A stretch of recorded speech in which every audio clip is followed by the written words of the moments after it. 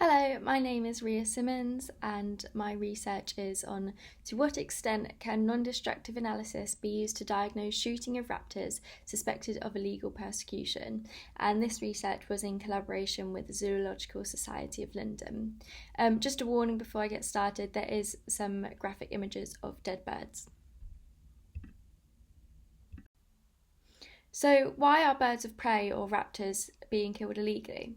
So the illegal persecution of raptors, such as hen harriers and red kites, as seen in the images there, have escalated in recent decades due to conflicts with game breeding and rearing practices.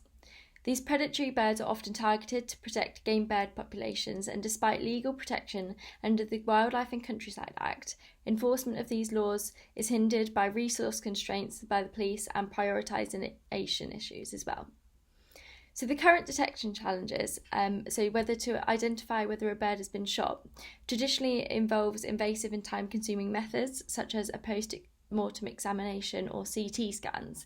And these procedures are very costly and very timely and are not always practical in field or conservation settings. So the need for a more efficient and non-destructive method is evident. So the role of X-ray fluorescence emerges as a promising technique for this purpose, as it offers a non-invasive means to analyse the elemental composition of samples very quickly. So the average scan is about 30 seconds. Previous research has demonstrated that XRF effectiveness is able to detect trace elements in biological samples, and so this proposed the idea that it could be used on feathers and bones of shot birds. The research objective was to investigate the viability of XRF as a tool to detect trace amounts of lead and iron, which is typically present in lead and steel shots, on feather and bone samples of different birds. By exploring XRF capabilities, the aim is to contribute to more efficient and reliable methods for identifying wildlife crime related to raptor persecution.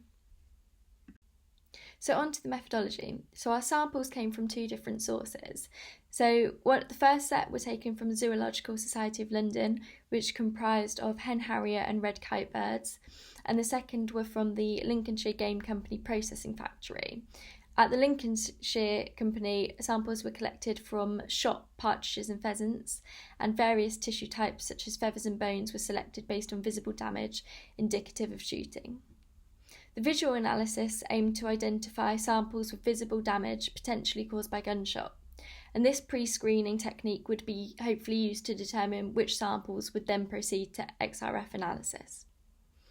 The XRF analysis was performed using a Vanta Olympus portable instrument, but we had it in a stand. Samples were then scanned multiple times in different orientations to ensure comprehensive elemental detection. The data analysis, including elemental composition and intensity, were analysed using statistical methods. Graphical representations with error bars were used to visualise data distribution and assess reliability. Statistical tests such as independent t-tests were also employed to compare lead and iron concentrations between the damaged and undamaged areas of the feather or bone. When we are referring to reference areas, we're kind of comparing the non-damaged to the damaged. The results for visual analysis. So I looked at my samples and I categorised the feathers and different parts of the bones into three different damage types. So the first category was the malformation of feathers. So as seen in figure 1 here, the kind of tips of the feather were gone. However, this wasn't, it didn't look like it had been teared or kind of ripped from the feather. So I decided that this was suggestive of malformation of the bird, possibly due to malnutrition or that sort of thing. The second category was damage from ground impact. As seen in figure 2, the feathers look quite messy and ruffled, and they displayed limited damage to the feather tips or bones, which resembled impact damage rather than shot damage. So this would be, once the bird has been shot in the sky, it would then fall to the ground and have the damage from hitting the ground. The third category was the damage from the shot. So as seen in figure 3 there's just such a disarray of feathers, and these showed substantial damage with torn barbules and broken veins, which I decided was indicative of shot impact. So for the feather results, these two graphs here show the median lead levels detected by the XRF. So on the left, we've got the damaged feather samples that I identified as shot damage in the visual analysis. And on the right, we've got control or reference feathers. We couldn't call some of them control feathers due to them being in close proximity with known shot birds, like the ones from the Lincolnshire Game Company, for example, so we called them reference feather samples. But as you can see, the damaged feathers had much higher lead levels detected than the reference feathers on the right. This is what we would expect, as we would expect the feathers that had damage from shot to have trace elements of lead detected on them, as opposed to the control or reference feather samples. So the bone results are a little bit harder to visualise, as the bones were irregular in shape and quite complicated shapes, some of them. It meant that I had to do different orientations on the same sample area to try and work out the best position on the XRF window to analyse. So this meant that up to 3 different orientations of each sample area were analysed, and these are the damaged areas in blue. This was then compared to a reference area on the same sample, just a different area on the bone, which had no damage done to it. And as you can see, the areas in the blue, which were the damaged areas, had much higher lead detected than the areas in green, which were the reference areas, which is hopefully what we would expect to show some lead detected on the damaged areas as opposed to the reference areas. In addition to this, though, we can see that the error bars in black were very small for all samples analysed, which meant that it shows quite high reliability in the bone sample analysis for the XRF, which was really promising as well. So in order to test the repeatability of the XRF, I analysed the same feather and the same area on the feather on 2 different days to see what the results would look like. And from the results, you can see that they did differ quite drastically. However, each scan was run 3 times and they were all similar. So you can see from the R scared value there that each 3 sets of repeats were quite similar, showing that it did have good reliability. However, the repeatability from day to day differed quite a lot.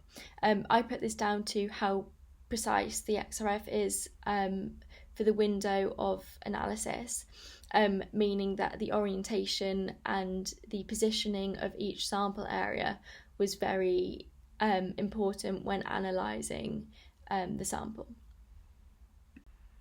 So in conclusion, this research did show promising results for the detection of lead using XRF analysis. From the graphs provided, it can be seen quite clearly that the damaged areas of the feathers and bones showed much higher lead concentrations than those of the reference or controlled feathers or bones. So this showed that obviously the damaged areas with the shot did show higher lead detection, which is really what we wanted to show if XRF could do. In addition to this, the error bars in most of the analysis were small, which shows good reliability for the XRF as an elemental technique. Further research does need to be done, however, to confirm these results, as XRF is a preliminary technique. Something more confirmatory, such as SEM-EDS, could be used. If the results in this study are able to be confirmed using SEM-EDS, it gives the XRF a great standing to be considered as a useful and effective preliminary technique to be able to aid in wildlife investigations by helping to determine the cause of death for lead-shot birds. This hopefully will help advance wildlife investigations in the future by reducing the time and cost of determining cause of death in birds of prey. For the steel shot birds, however, the results were much more inconclusive, and so further research into this, comprising of many more samples, should be conducted before any conclusions can be made. So as this research was novel and it was more of a proof of concept to see if XRF could be used, I comprised of some recommendations that I encountered along the research, which I think for anyone going forward and continuing this research would be really useful to know. So the main one was the orientation of the samples. This was hugely important, and the positioning of samples, as even if the area was moved slightly, it meant that the results and the detection was vastly different. So this just shows how important the positioning and orientation of each sample was. So in order to combat this, try and do as many repeats as possible, but also analyse as many areas as possible on the sample to try and increase detection limits as far as we can, and try to identify the point at which the impact damage had been done. Thank you for listening. Overall, this has been really exciting research, which I've loved working on, which has combined my love of wildlife and conservation with forensics. So any questions, please email. My email is below there. And thank you for listening.